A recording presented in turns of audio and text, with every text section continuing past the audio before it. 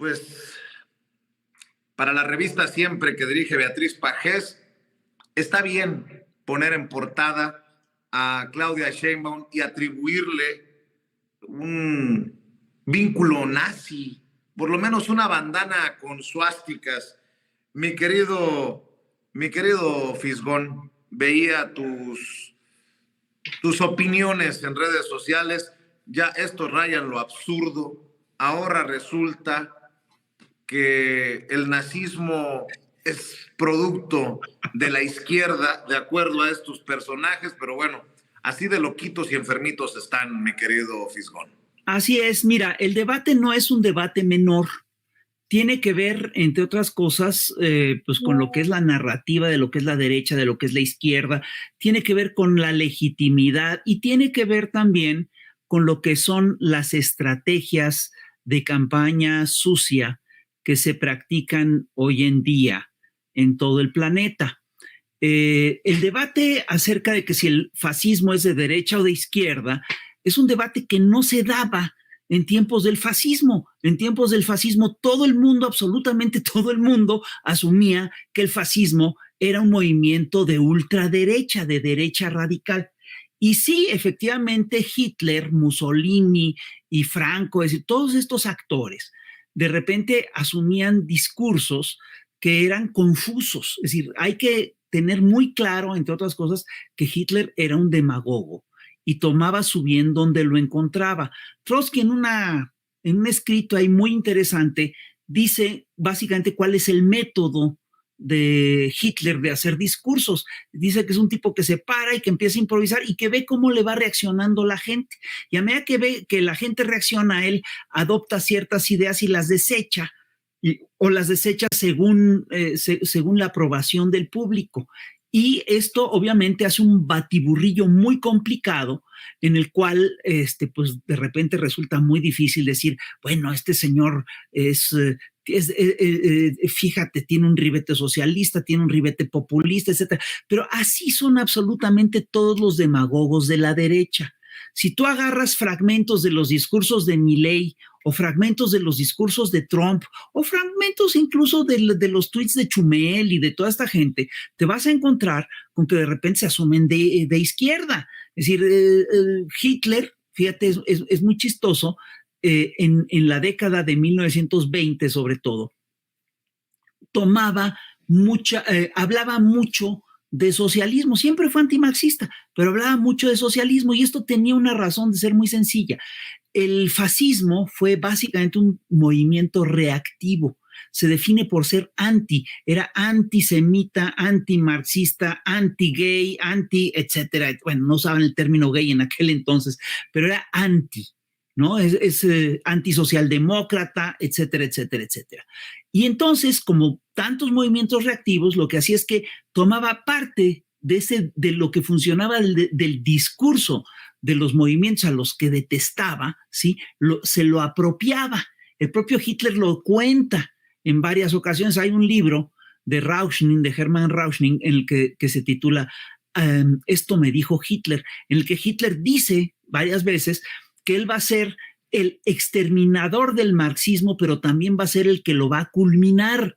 Es decir, Hitler tomaba estas cosas a voluntad. Si tú agarras, y esto lo hacen absolutamente todos los demagogos de la derecha, hay partes de los discursos de Trump que si tú las agarras quirúrgicamente, te va a parecer que Trump es un radical antisistema. Y lo mismo te va a ocurrir con Milei. Y lo mismo te va a ocurrir hasta con Meloni. Meloni de repente tiene fragmentos de discurso que parecen claramente gramscianos. Eso no quiere decir que sean de izquierda. Eso quiere decir que utilizan esa parte del discurso para engañar. Y esto es lo que hizo Hitler en su momento. Lo que hay que revisar al analizar todos estos personajes no son los discursos, porque siempre son confusos, siempre vas a encontrar cuestiones para afirmar que era un socialista y que era un ultraderechista. Son muy radicales y son muy confusos. Es una cosa muy curiosa. Hitler no era un teórico, era un demagogo. Entonces, lo que hay que analizar para saber si Hitler era un hombre de izquierda o de derecha es que tienes que analizar sus actos, tienes que analizar lo que hizo. Milei te dice que él está en contra de los políticos de Argentina y que quiere que todos se vayan, y cuando llega al gobierno se jala a los neoliberales de Macri. Digo, ¿eso qué quiere decir? Quiere decir que al final de cuentas Milei es un neoliberal que está aliado al macrismo, así de simple. Hitler estaba aliado claramente a todo lo que eran los grupos de los Krupp. Y mira, lo que hay que reconocer es que todo este sector del fascismo que surge en la década de 1920, 1930, que se consolida en la década de 1920 y 1930, estudiaba a los movimientos socialistas.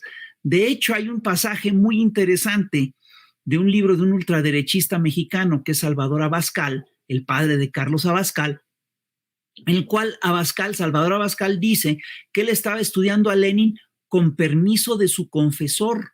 Es decir, fíjate qué interesante, estudiaban todas estas cosas para aplicar lo que le estaba funcionando a los leninistas, ¿sí? Pero lo estudiaban con permiso del confesor y lo trabajaban, veían qué rescataban de todos esos procesos para sí.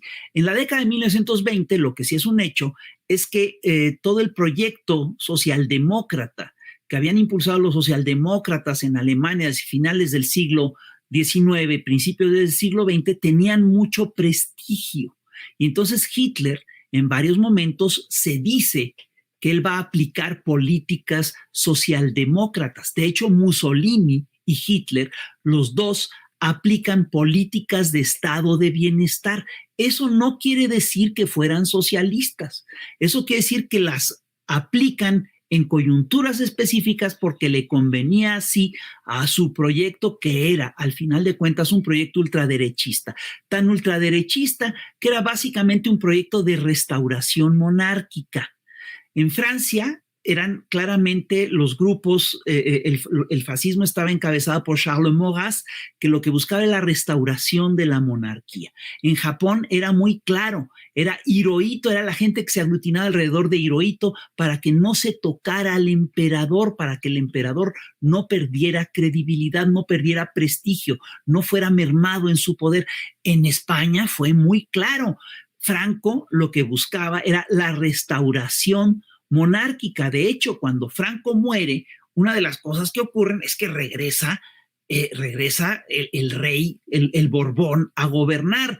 Y en Italia y en Alemania el proceso fue muy distinto. Como Italia y Alemania eran países que no habían logrado su unificación más que muy tarde, Alemania lo logra a finales del 19, Italia lo logra hasta la década de 1920, ¿sí? Entonces lo que hacen es que apelan a las viejas glorias imperiales antiguas.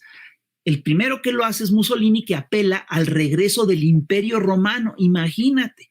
Y luego Hitler, y además se hace llamar Duce. Y además Mussolini, una de las cosas que hace es que inmediatamente reinstaura a Vittorio Emanuele. Hitler hace otra cosa, se declara también Führer, se declara también una suerte de Duce. Hitler básicamente lo que hace es que busca el restablecimiento del Reich, del antiguo Reich. Por eso se habla del Cuarto Reich. Entonces, no se engañen.